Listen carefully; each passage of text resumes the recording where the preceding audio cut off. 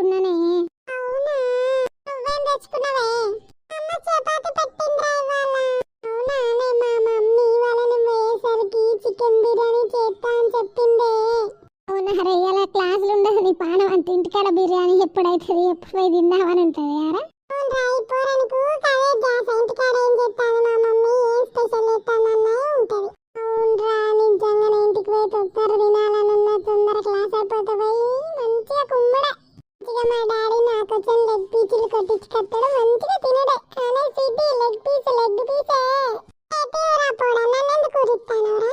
నిన్ను ఊరిస్తే నాకు అదొక సంబరమే.